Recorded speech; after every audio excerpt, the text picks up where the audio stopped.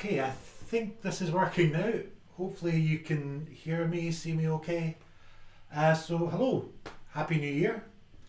And this is a little project I'm going to start doing for the next few weeks or so whilst we're stuck in lockdown. I thought it was a project to work on, so I thought I'd try and do something with my pedal board. Because I'd got to a stage where I'd kind of got to the limit of what I can do with my board, and so I thought I'd try and do a new board build and try live streaming it and hopefully share some tips, some advice for anyone that's thinking about building a board themselves. And there will be an awful lot of awkwardly moving in and out of shot because I'm here by myself. I don't have anyone to change the camera settings for me. This is my board as it is just now. Already stripped it out of the patch cables and power supply. But this is what I'm working with at the moment. And I'll explain why I want to build a new one. So the signal path for this goes into the tuner. Then I've got the gain stages here, which is a blues breaker for a little bit of boost, California for a light overdrive, and the big muff for a really heavy fuzz tone that I use for solos. So that's the gain stage. Then the modulation stage is running through a chorus, a flanger, tremolo, and then into a shimmer reverb and the Holy Grail Spring Hall plate. And what I tend to use this for mostly is reverse reverb. So this is the board that I have just now, and the biggest issue that I have with this is powering it. I've got a small brick supply here which runs on one plug. That can only power 6 pedals. So the Holy Grail, the reverb, is running off its own pedal. Then I recently went and bought a new delay. That doesn't have a space to run off the power supply there, so that has to get another wall wart. And then the big muff is a very weird supply, which rather than running off any of the standard 9-volt supplies that you would see on a normal Boss pedal, where you just plug in a little connection like this, which runs off a mini jack plug. So for one board I need to be running all of these plugs, which is a bit of a hassle to set up. You get to a gig, you're playing a support slot, you maybe only got a couple of minutes to set yourself up, and I'm faffing around with all these plugs trying to find an extension lead to plug them into. The venue maybe doesn't have one, got to remember to bring my own. It's a lot of hassle. So what I want to do is replace all that with something that I can run off one kettle lead. Try not to wreck the place already. And to run it off a board that's big enough that I can get everything on it. Because I don't have all my pedals on here. As I say, there's the delay, which I didn't have space for. And then there's also other things like I never use my wah-wah pedal, and I got to thinking recently, well, why do I never use it? I never use it because it's not on the board. So I don't think I've got any songs where I ever use it in, but if it was on the board, would I be finding uses for it?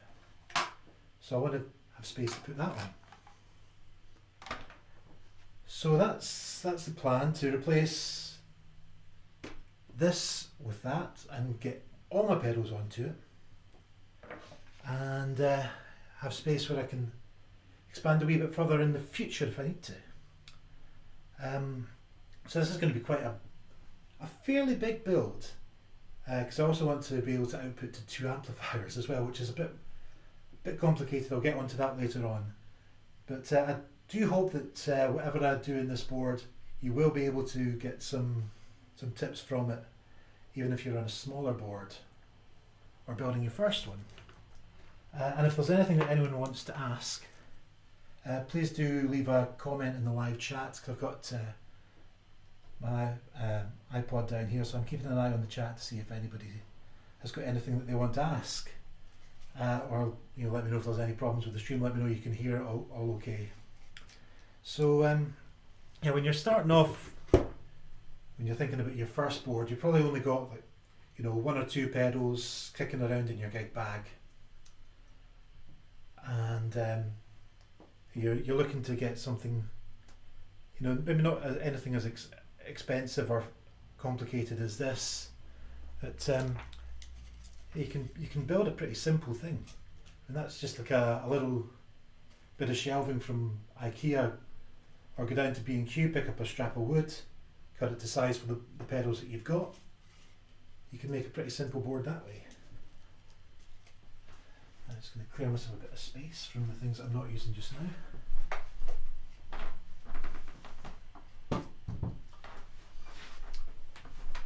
But I did say there would be awkwardly getting in and out.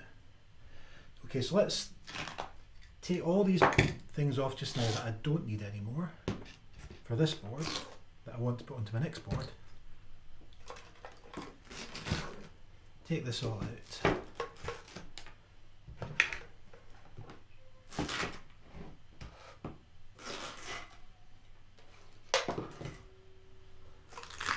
Now I want to talk a wee bit about the most important thing for getting a good board, which is the power supplies that you use.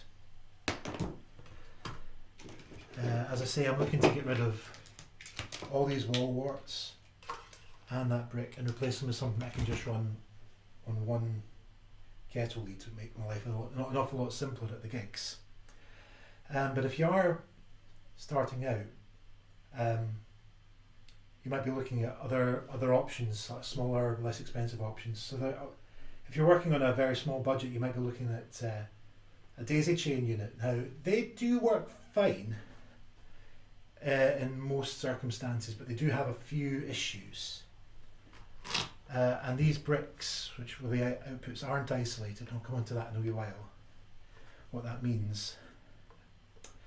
These are effectively the same as a daisy chain, just in this sturdier box. Now, when you're using a daisy chain supply, power goes into the transformer, the AC supply from the wall goes into the transformer, turned into DC current, and that goes into your first pedal. That pedal draws the current it needs. It flows on to the next pedal in the chain. It draws the current it needs. Onto the next one, it draws the current it needs, and so on, all the way through the chain. Now, the problem that you can get with that is if you're in a situation where there's a lot of electrical interference, a lot of noise, which can happen if you're at a practice room. They can pick up interference from lights, stage lights at a gig. We've all had that gig where we've turned up and the venue seems to be run off one extension cable that everything's plugged into. You plug everything into that setup, turn on your amp, and all you get is hum and noise, and it's just horrible. Now, the problem there is that as your power supply, it's the daisy chain, because it goes into the first pedal. That pedal picks up all the interference, that goes into the electrical supply, flushes it through into the next pedal. With the interference, it picks up more interference, and so on down the chain until your amp is just getting hum.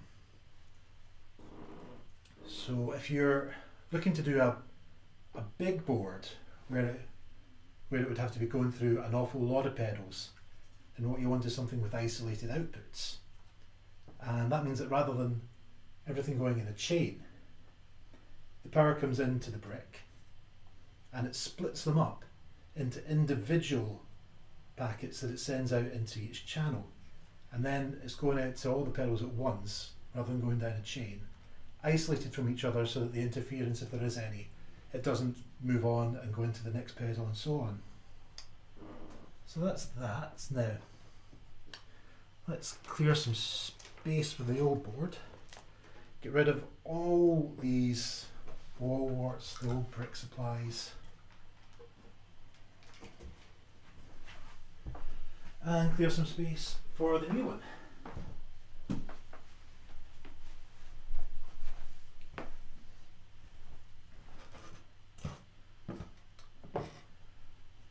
So this is what I'm going to build the new board on. This is a Pedaltrain Novo 32. Do I even have enough room to put this down on the table?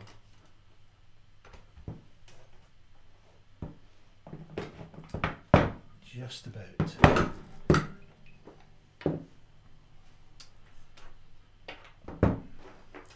clear that round. Now the other advantage that this has over the board that I was using before, the board was part of a pedal case, and that was one of the type that you build everything into the lid of the case, which is very handy for transporting it around. But everything sits flat, level in the case lid, whereas this, you can see that there, that is angled up a bit, so you've got this space underneath it. You can put the power supply in there, and you've got all the room on top for your pedals. So let's bring that round, and I'm going to switch to the overhead camera on the pedal board. If the software doesn't crash, bear with me a second. So there we go. And you can see there,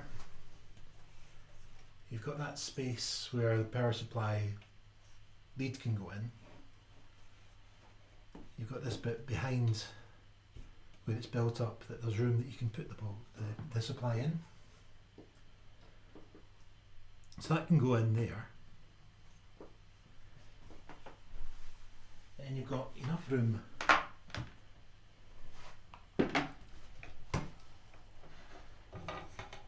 around the front where you can plug in.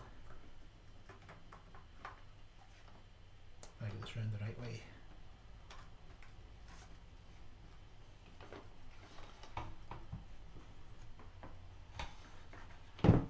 This way up that it needs to go.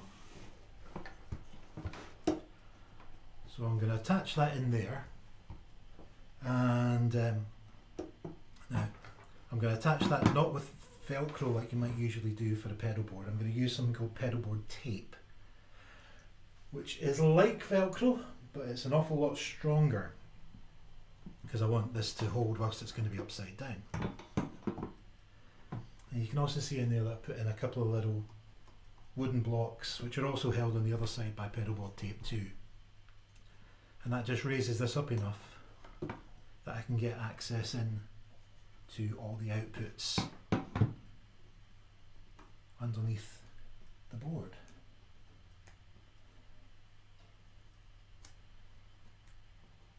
Now the Pedalboard Tape, it's got two big advantages over Velcro, which are that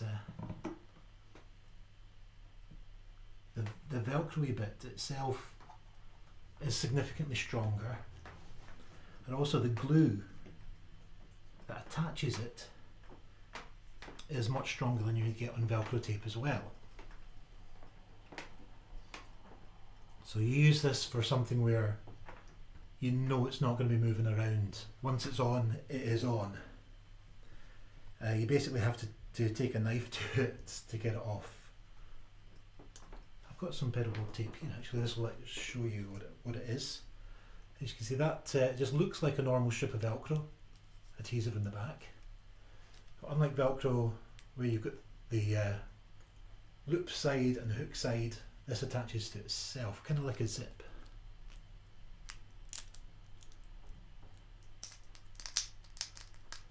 hear that clicks in.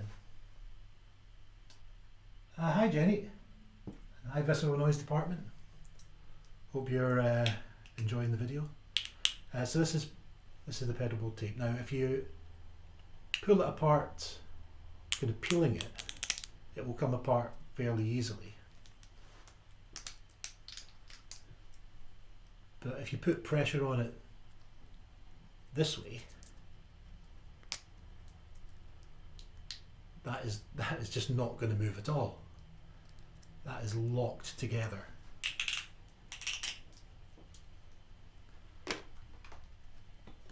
And so now that's had a moment for the glue to attach. That is my power supply for the board.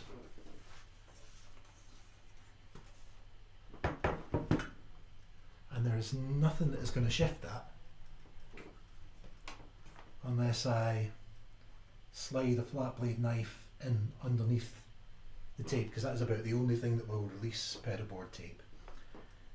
So you use that on a board where you know you're not going to be moving things around. Whereas your standard Velcro will hold a pedal on nicely, but it'll still let you pull it off the board, move it around, make changes that you want to on the board. So I'm going to get my Velcro now. This is the standard Velcro.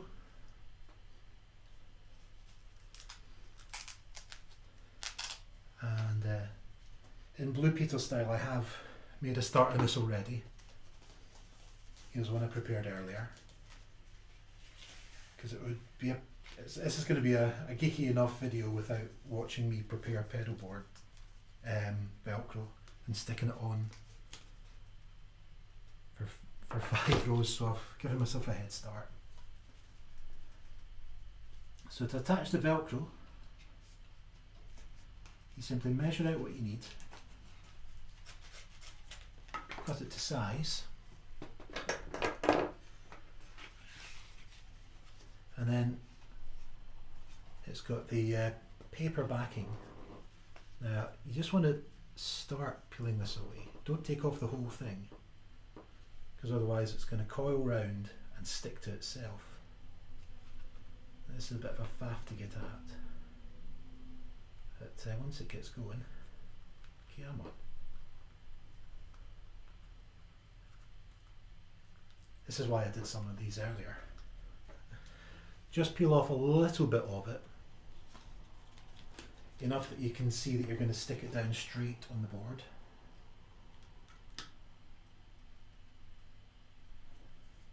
And just start putting it down like that, and then pull away a little bit more of this strip. Just check that you're keeping it straight. This stops any air bubbles getting in underneath and gives you a nice even finish that you can put your pedals onto.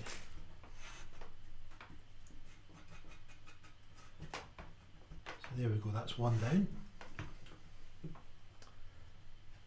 Grab the tape again.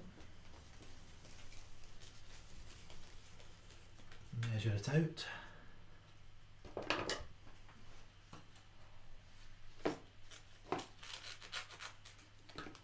Cut to size.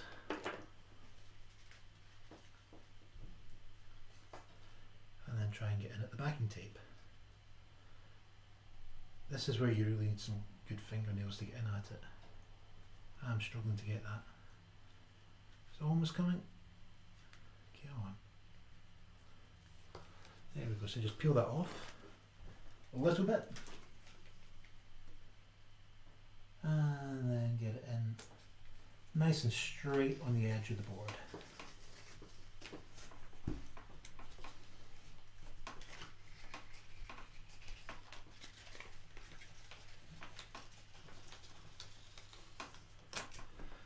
So that goes down like that.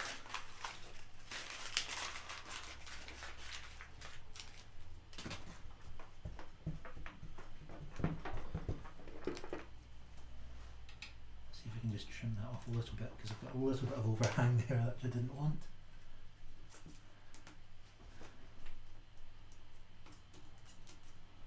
Just neaten that up a bit.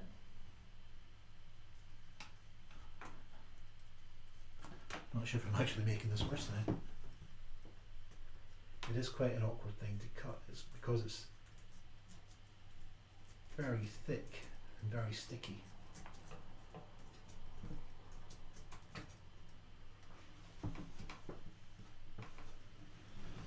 There we go.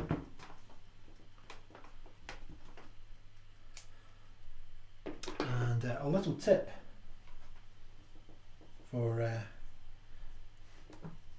storing the what's left of the Velcro.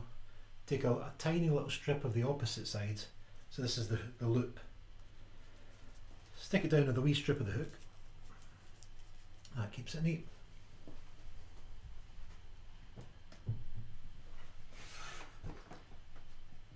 Now, I don't know how well you can see this because it's black tape on a black board, but I've left this bit here with nothing on it. You might be wondering why I've left that clear.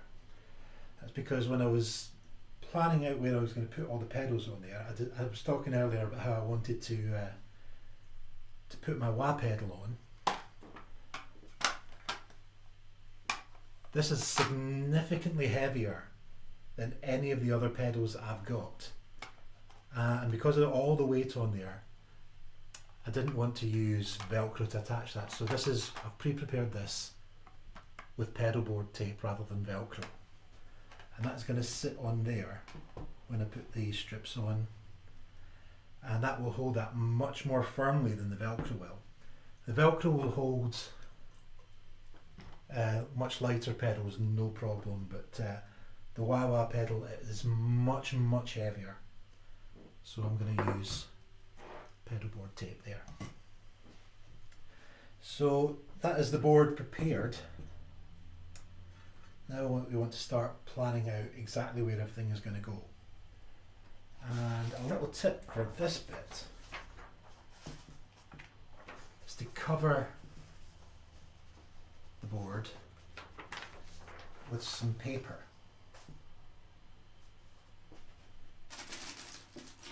Because that is going to stop it attaching to the Velcro before we're ready.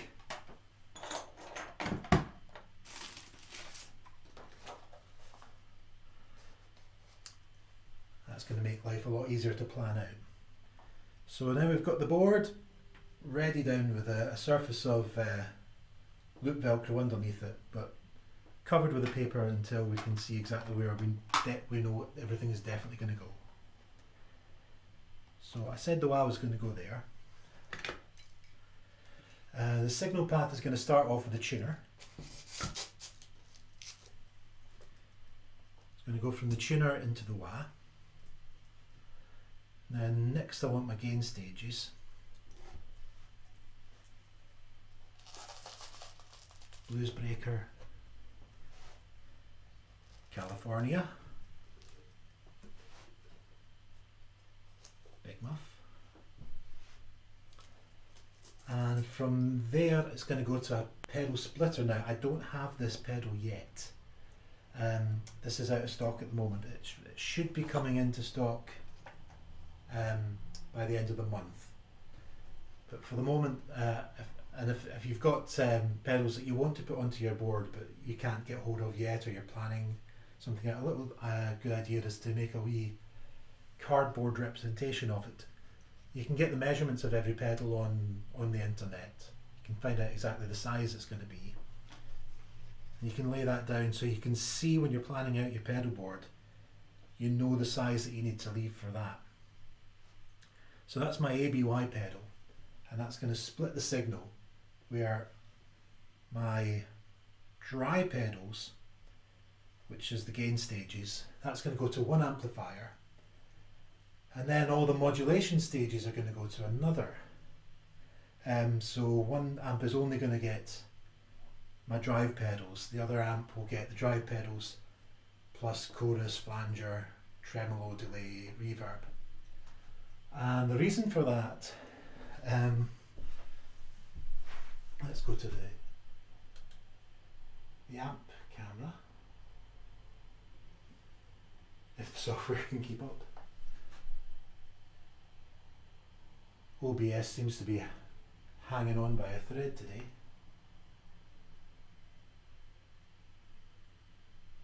This usually works straight away.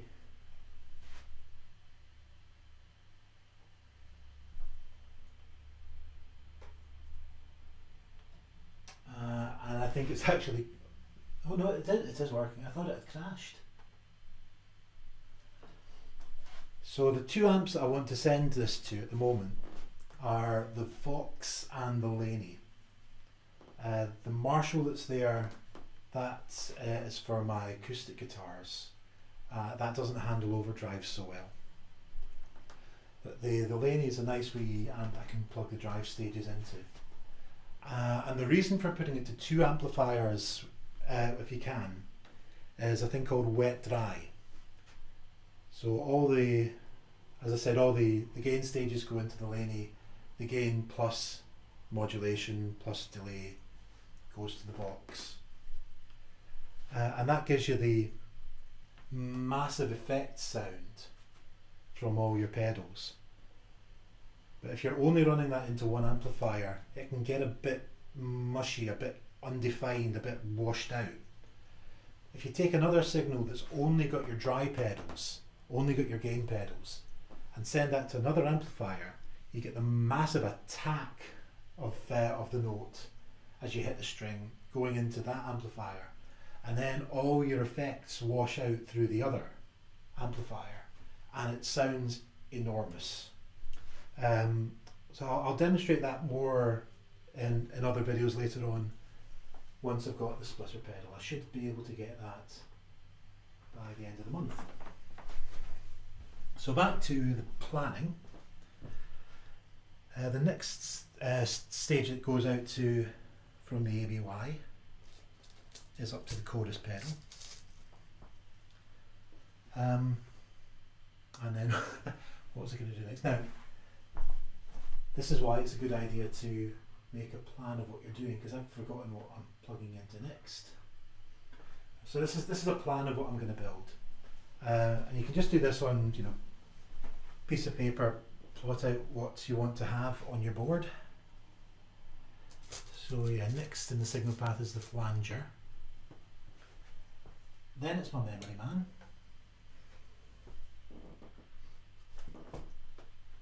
And that is going into my new tremolo pedal, which is a Tremotron pedal. Fantastic wee thing. I'll talk a lot more about that once it's all set up and I can demonstrate it. And that's going to the shimmer, and from there to the grail.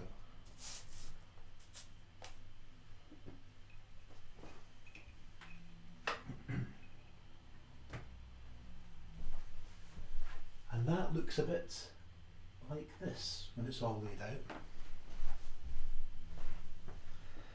And that leaves me a bit of space down here where any new pedals that I get, I can put them into there. Also leaves a bit of space here between the memory man and the flanger, because the memory man has got an effects loop. So you can plug in another pedal here that is only being affected by the memory man, by the delay pedal. So every delay that the memory man sends out will go through that effects pedal first before it then goes into your the rest of your signal chain. So that is how I want to have the board laid out. Now we start looking at how to connect it all up.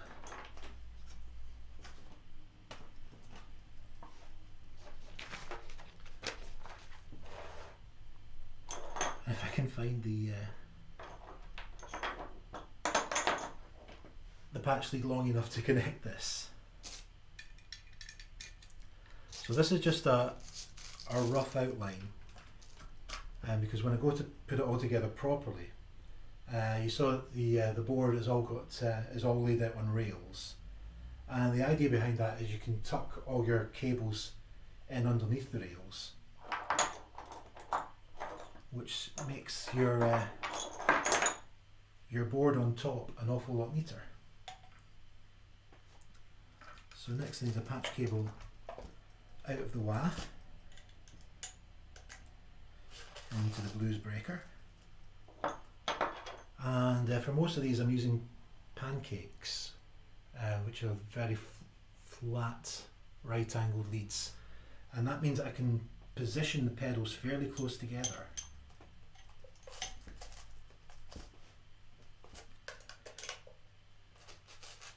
The advantage of having the pedals close together is you can fit more on.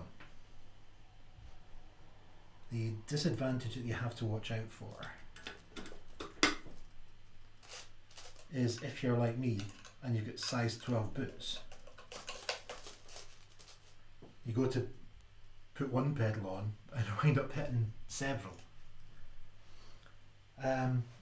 That can be an advantage actually if you've got pedals that you know you want to switch on in a group in songs. Position them together and then you can switch them all on with one stomp.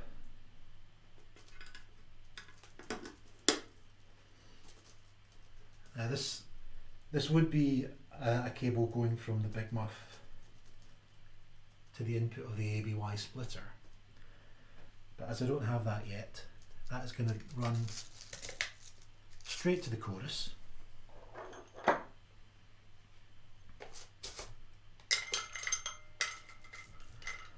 Output from the mono send from the chorus to the guitar input of the flanger. And then leave a small gap, so slightly longer cable that runs from the mono output of the flanger to the input of the Memory Man. Memory Man output to Tremotron input.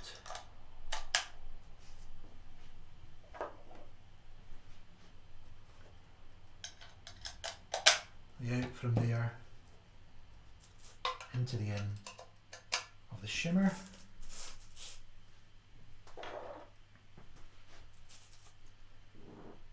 Out of the shimmer and into the Holy Grail. And now you can see now that everything fits on the board. You've got enough space for everything, and then if you're happy with that now, you can start taking the paper sheets away and actually sticking things down. So yeah, I'm pretty happy that this is all going to work.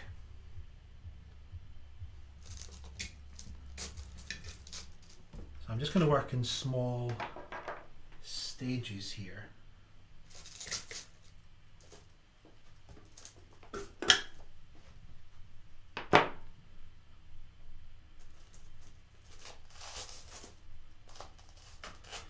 I'm just going to move all these over.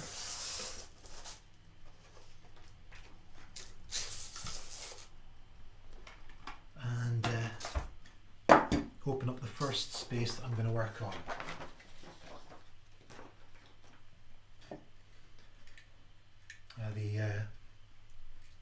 I've already got Velcro on a lot of these pedals on the bottom because they were on my old board. So these are all pre-prepared with the hook side of the Velcro there. So this is my input pedal. This is the first thing that is going to be on the board. The guitar comes in there. Fasten that down, and that is now held pretty well with the Velcro.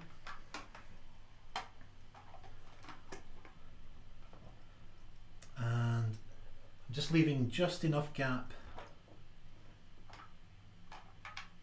that I can get the cable in there.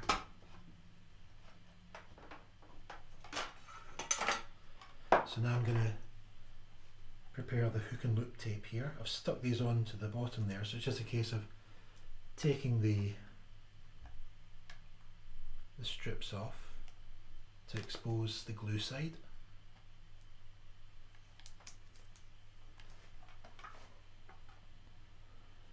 And putting that onto the board.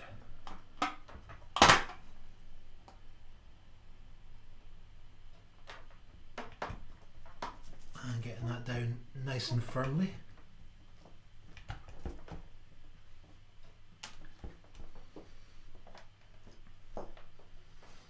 Now I've got space.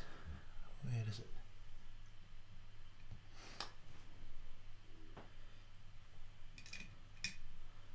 So now I can take that down underneath.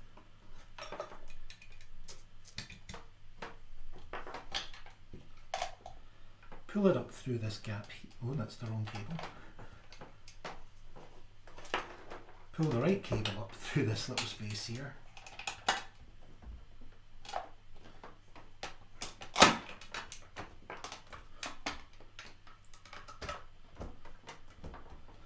Which there is just enough room for and no more. I've maybe could have left a little bit more space for that.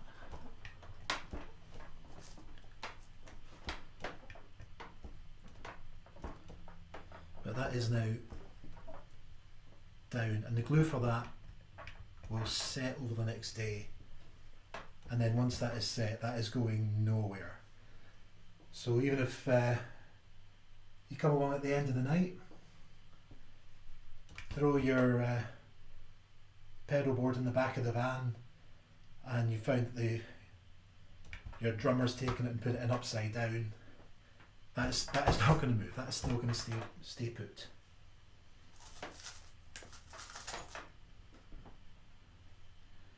So now let's take the next one.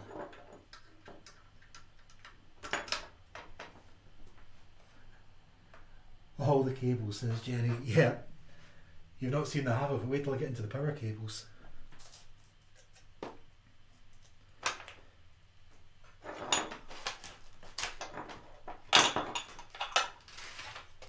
So now we take the next pedal that I want to put on, which is the blues breaker. And the cables, let's see what's going to be the best way to put this. I think through the bottom rung there. Plug that in. Line it up with the bottom of the board. Press down onto the Velcro. And that's another one in.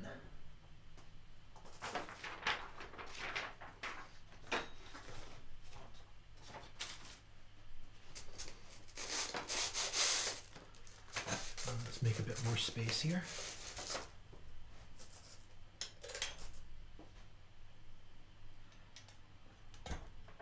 Now the California is quite an easy one to position because it goes in at the same place.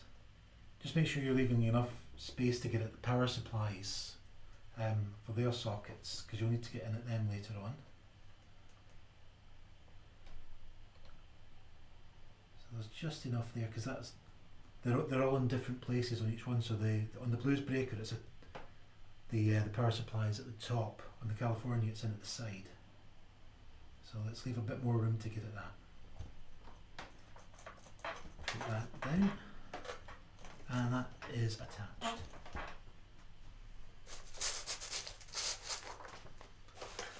Pull away the paper. Make space for the next one. I'm going to want to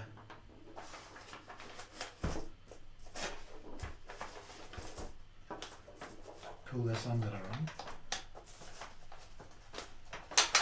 So just feed that through.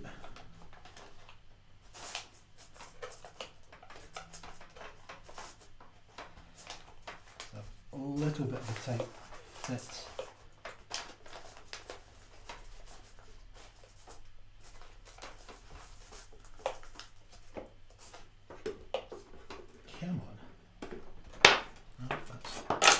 Not quite going to go like that. You will get some pedals that just want to be difficult.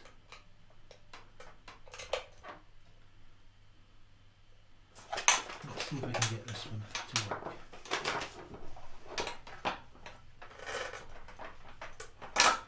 Come on.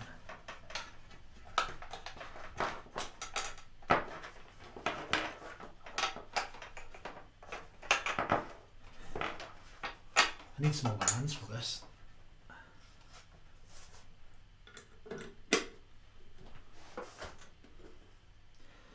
No, actually, what I need is a longer cable. That's not going to fit.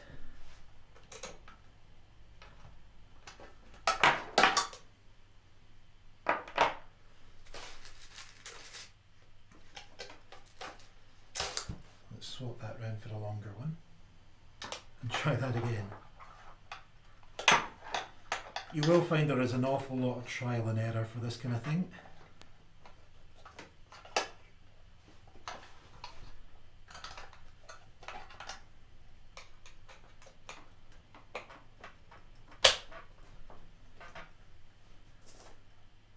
I think we're in business this time.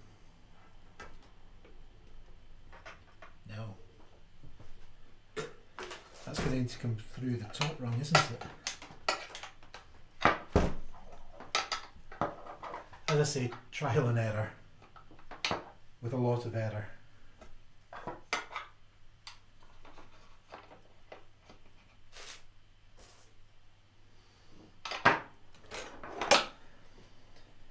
That's not actually going to be long enough to go underneath. I think I'm going to have to put this one in just round the sides.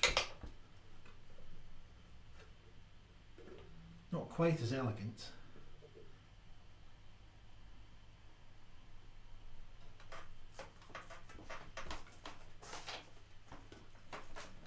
But that will do the job. And even though there's a cable that's sticking out a bit there, that should still give me just about enough room for the ABY, I think. If I put it up like that, that should go. Okay, now trying to decide what the best way of connecting the next one is, whether I want to go underneath the board when I know I've got to change a pedal round later on, because the ABY, I won't have that to the end of the month.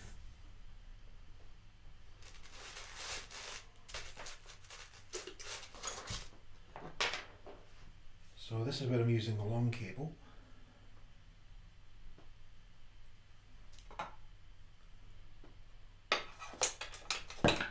I'm going to put it underneath just for the sake of neatness.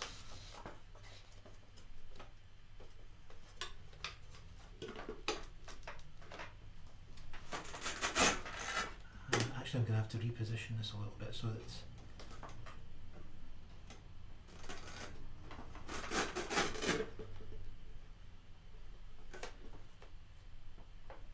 the top of the pedal lines up with where the rail is, which will let me get that underneath a lot more easily.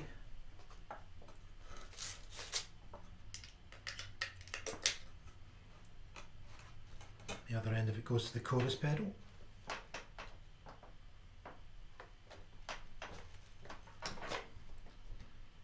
Top mounted plug, so I can get in at that round the top there.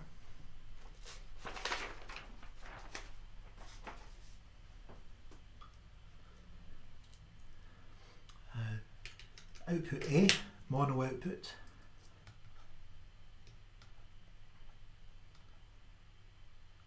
And the flanger goes next to it there.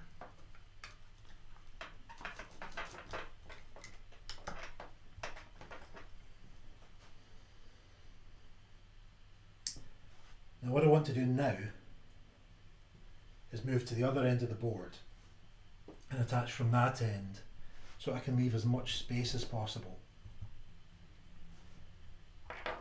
between the memory man and the flanger, so that that space is available for other pedals.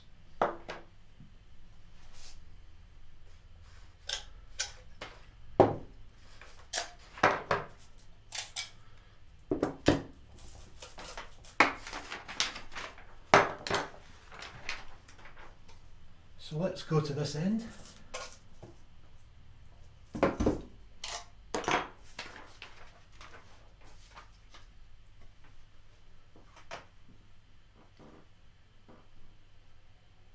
up the holy grail so that the input is just above the hole.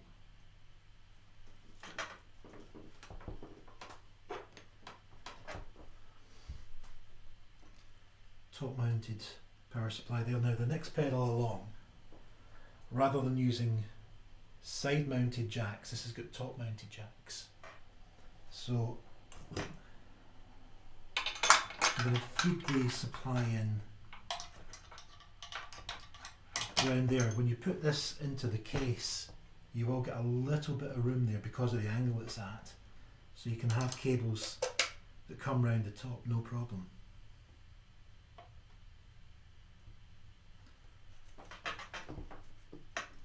That goes on there. Now, the Tremotron is next. This is a new pedal, so I haven't velcroed it yet.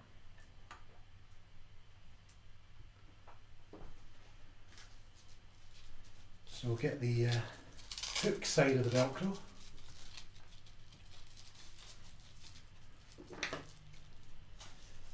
And I'm going to cut 2 strips. There's a few different ways that people put velcro onto their pedals. I like to do it quite simply, just 2 strips top and bottom. Some people do squares in each corner. The other thing that's... Oh, drop the velcro. Fortunately it just attaches to my jumper. The other thing that some people do is to apply it in a long strip, the whole length of the pedal, but in triangles. So you've got the whole width at the top, tapering off to a point at the bottom. And the idea behind that is if you put it on, you get a very solid attachment at the top. But if you want to change your pedal order around a lot, you can just pull it up at the bottom where it's down at the point, and it'll just come straight off like that. I don't want to be messing around all that much with the order once it's on. I spent a while experimenting with different orders before I started the video. So I'm just going to keep it nice and simple. Strips top and bottom.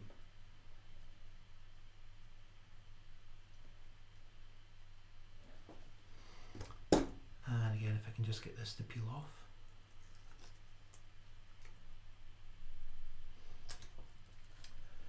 Another thing as well, a lot of pedals come with wee rubber feet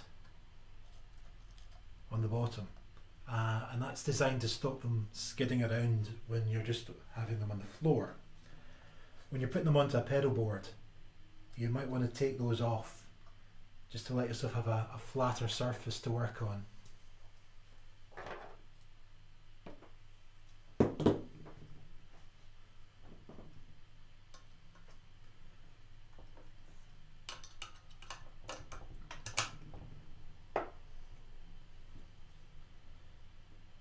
I can't go in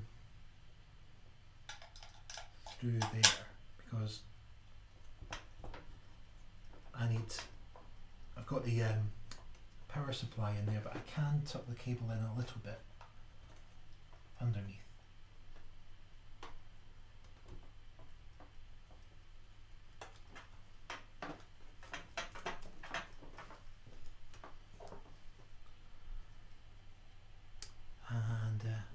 Yeah, I need to velcro the memory man too.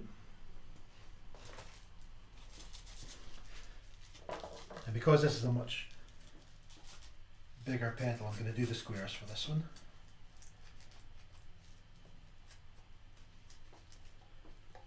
So cut 2 strips.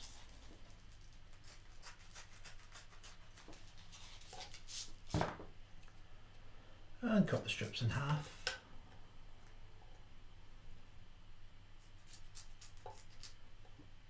And that's a piece of velcro for each corner.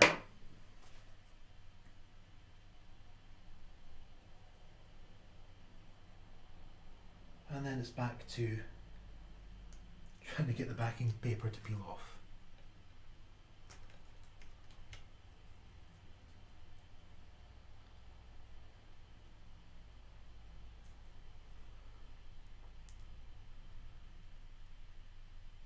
And aren't you glad I pre-prepared most of them, so you don't have to sit and listen to me fumble around with strips of backing paper on Velcro for hours and hours.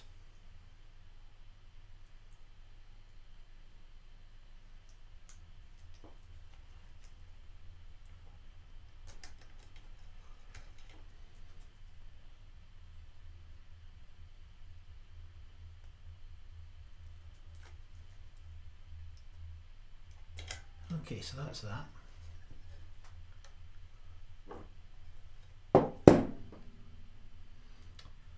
And that's the input jack is there. Output jack there. Power supply there.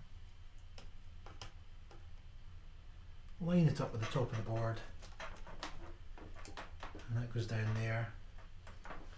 And that leaves me a little space there, which hopefully, if I've planned this out right, is just big enough that I could put another pedal in. It's actually a little bit tighter than I want it to be.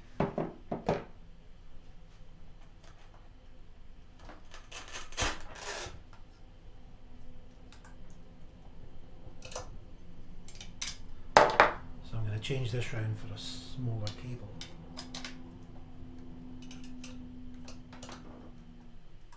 I can get that in a good bit tighter, hopefully.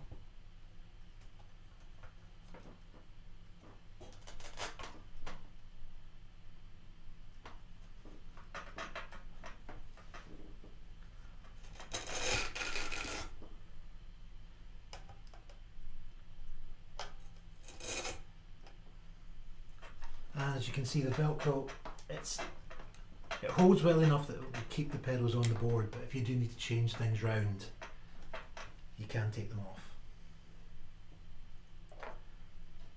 And then if you wanted to put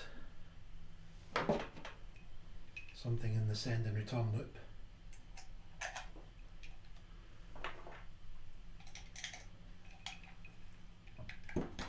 there's enough space that that can fit in now.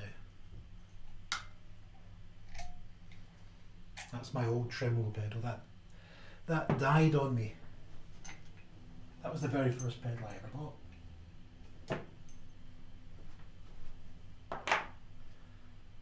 But that died and I replaced it with the Tremotron, and that started off this whole project of getting a new board together.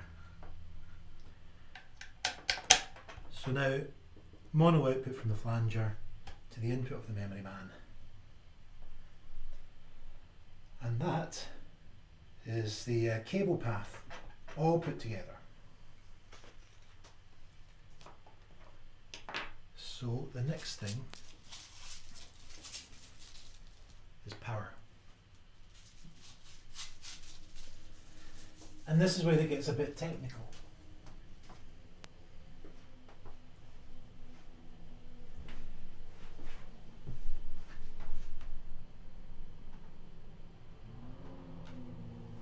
Because if you're using pedals where it's all nice and standard, it's all low current, it's all 9 volts, it all uses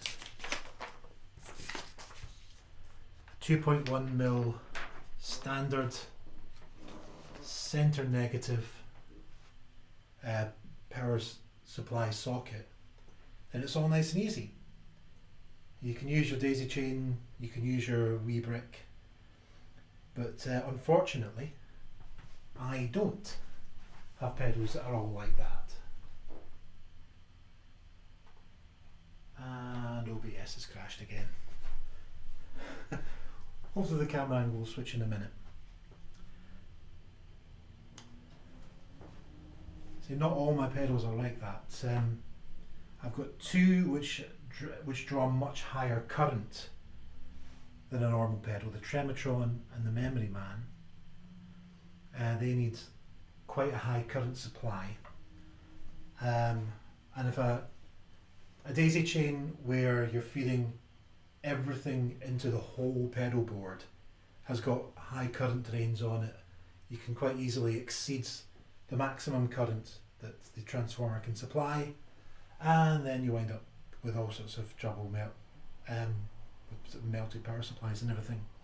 The other issue that I've got is the big muff, and that it's a 9-volt supply, nice low current, but it's not standard. In the jack that it uses a 3.5mm mini jack, and it's inverse polarity. And I think this really has crashed.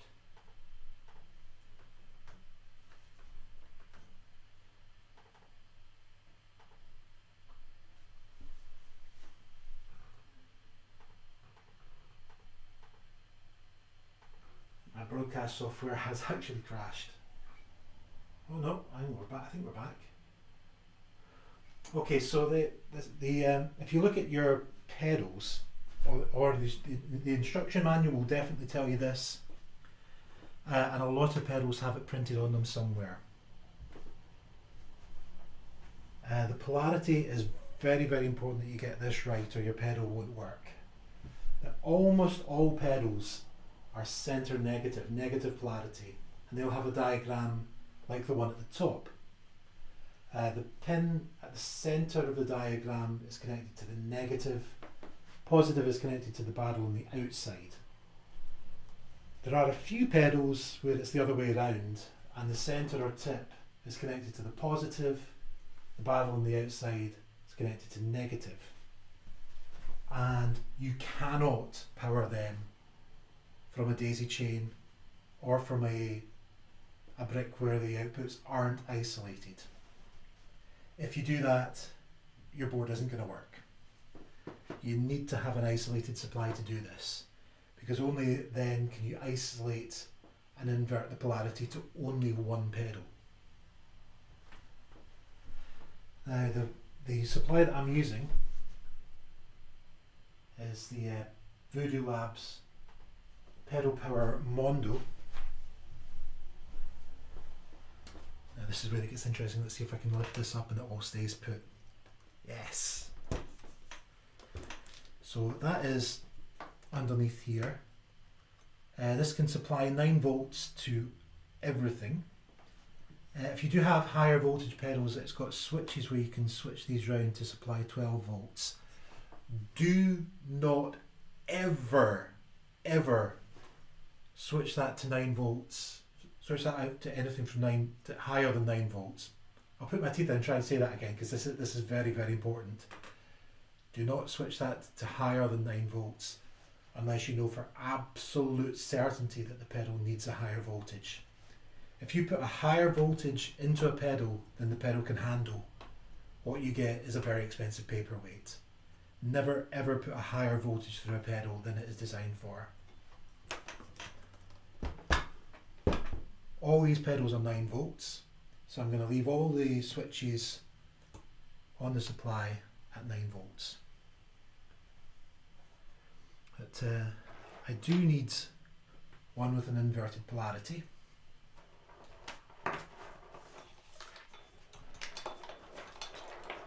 And the way you tell an inverted polarity cable with the Voodoo Labs is that if it's a standard size, an inverse one will be red. If it's standard center negative polarity, then it'll be black on both ends. Red means it's center positive, the polarity is inverted. Another useful cable that they give you with this is this one here. I'll just bring this up to the camera rather than trying to switch to the pedal cam, which is very big, very slow. So that is a battery snap.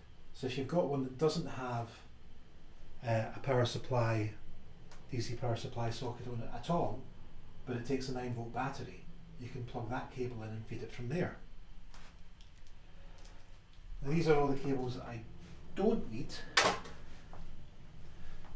Those are the old ones from my old board.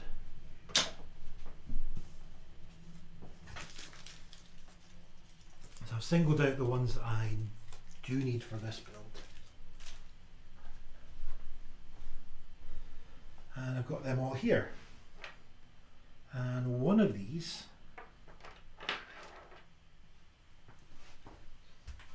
is the inverted polarity mini jack.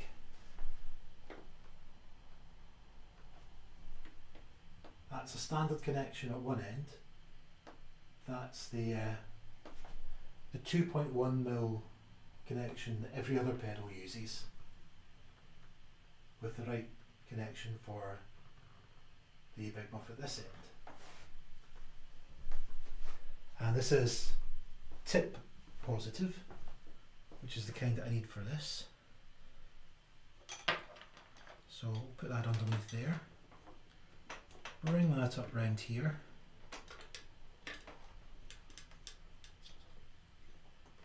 Plug it in.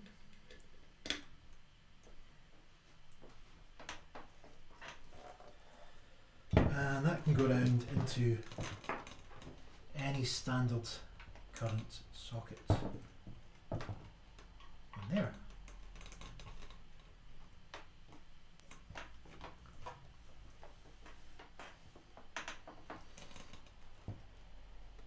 And I've just realised I have, in the way that I've mounted that, I've covered up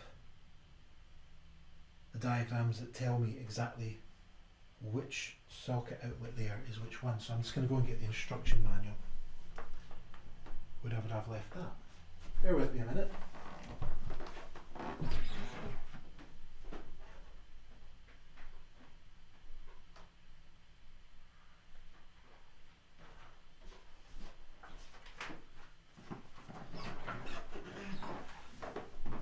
Get the diagram there so I know what I'm plugging into.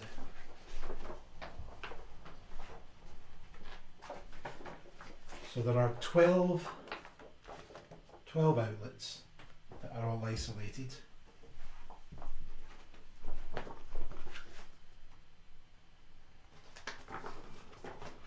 And there's 2 of them which can deliver a higher current, and 2 which can deliver a higher current and a higher voltage, which are in pairs. So the paired ones at the end, 9 volts on the left, 12 volts on the right.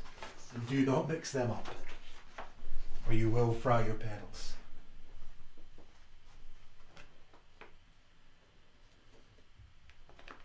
So let's see. The bank of 9 volts here. The standard ones supply 100 milliamps. Then I've got 2 that can supply 250 milliamps. And then I've got 4 that can do up to 400 milliamps. And most pedals, and again it will tell you this in the pedal instruction manual, most pedals are drawing a very, very small current.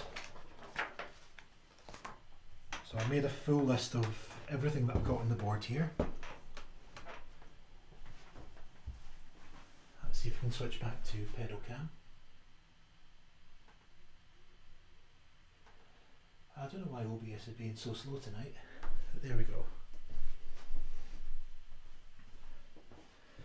So the tuner needs 28 milliamps, the wah 1 milliamp, BB2 8, Cali 4, Big Muff 3, the ABY needs 100 milliamps, the chorus 22, the flanger 40, the Memory Man 200, the Tremotron 250, the Shimmer 100, and the Holy Grail 80.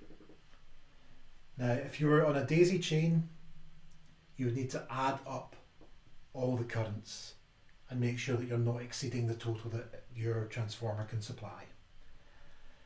But with the isolated outputs here, all I need to know is that they are putting out at least enough current for the pedal to draw. Doesn't matter if they're getting too much, it's only voltage that you need to worry if they're getting too much. Current, so long as they're getting enough, it's fine.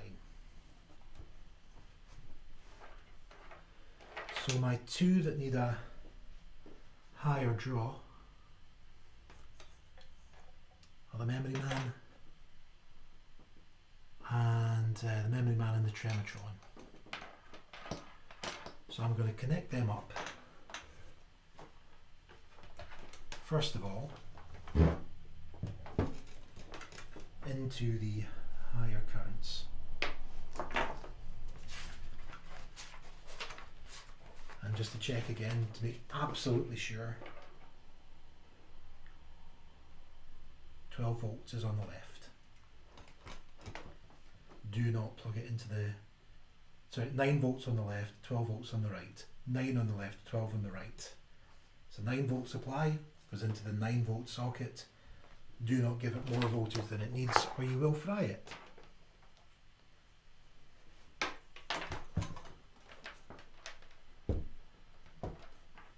Same again with the Tremotron. That doesn't need to be such a long cable.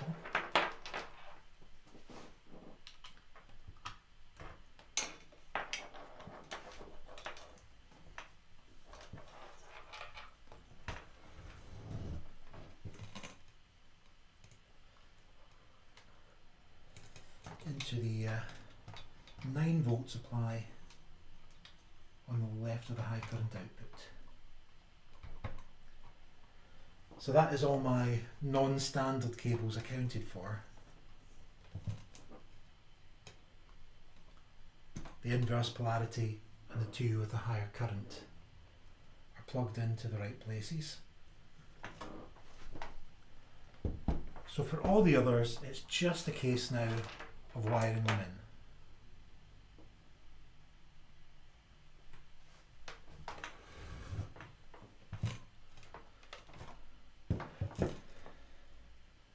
So let's connect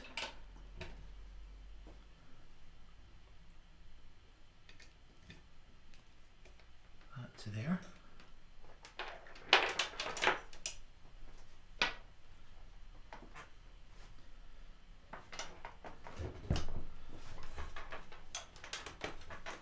Hopefully I've left enough space that I can put that in. And pull that out a little bit to get that power supply in.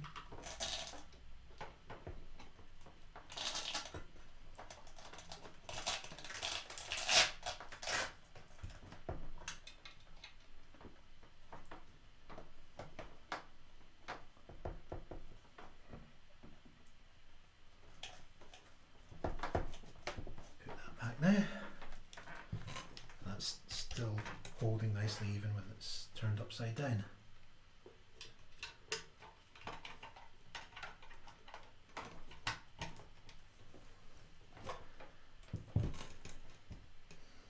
I think that's going to be the most awkward one to get at.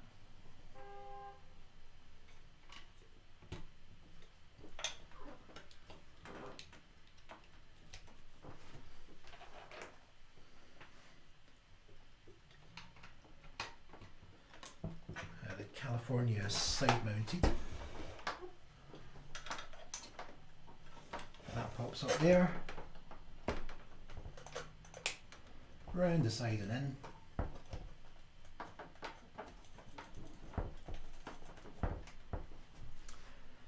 Big muff's already plugged in.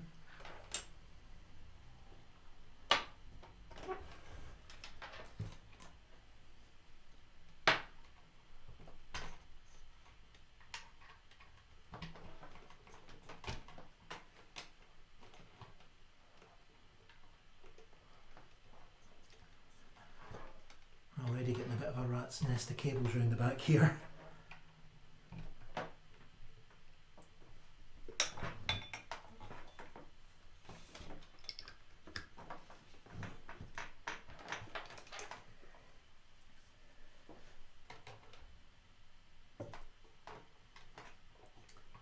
And I will tidy that up with some electrical tape later on just to fix them down.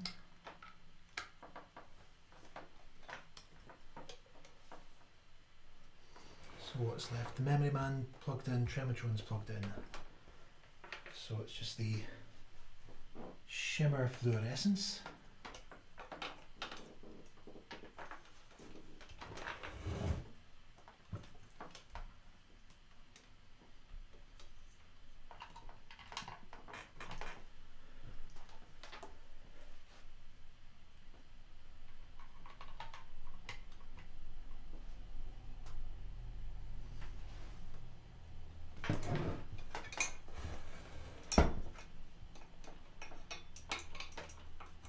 And the Holy Grail. And that is everything in.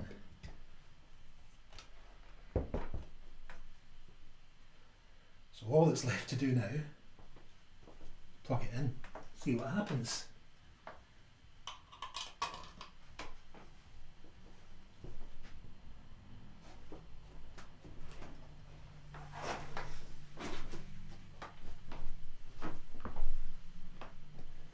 So let's get the amp leads.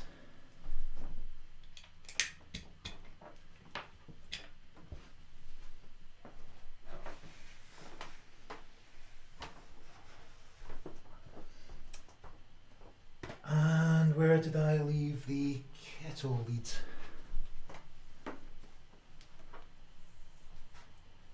That's here.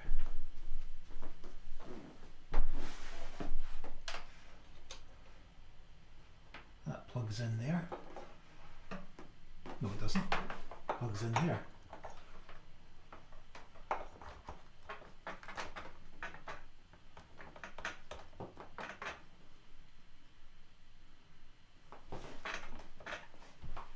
Is that the same way around that I put it when I was doing the test build this morning? I'm not sure it is. But it all fits. And it all powers up.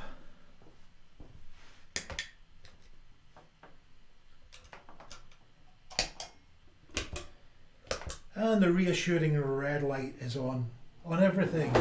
It works.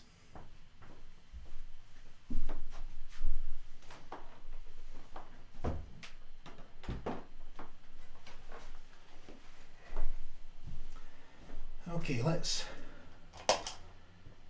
turn them off so I don't blast myself with noise.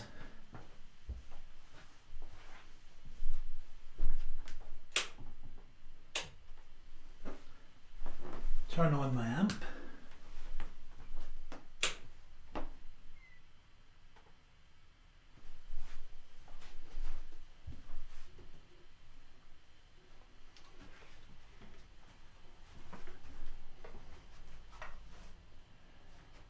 Somewhere under here should be a plectrum.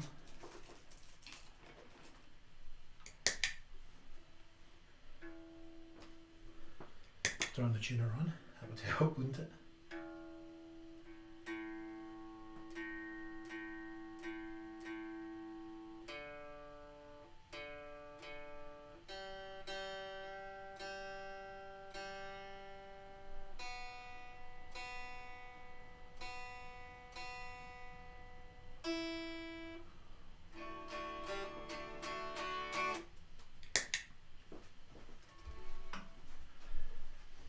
And now the first thing you should notice, what do you hear? Nothing. No hum, no noise. Nothing at all. Nothing at all until we do this.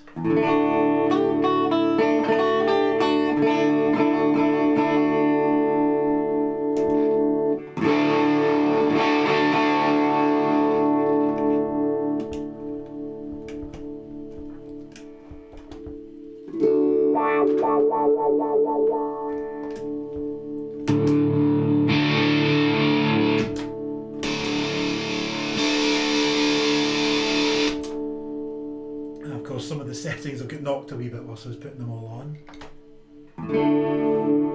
But we can fix that up later on. Just want to make sure that it's all working.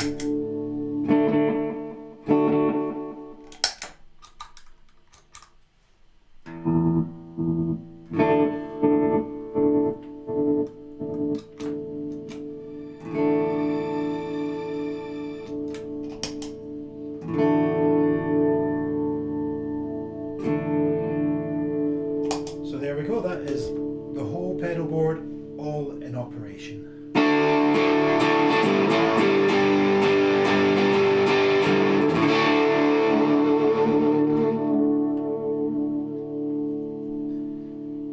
I dread to think how much this is going to weigh, because this has got to go into a hard case for going to gigs. This is why I'm delighted that Mike got the van, because I won't have to carry this to gigs. I can just go in the back of the van. Let's see how difficult this is going to be to pick up with all the pedals on it. Yeah, it's a fair weight, but it's not too bad. Okay, so there we go. That is my new pedal board. Hope you've enjoyed what has been quite a geeky video for me to put together. I hope you've picked up a few things if you're wanting to build a pedal board yourself. And yeah, I hope you've enjoyed it. If you have, please like, subscribe, all the usual kind of things.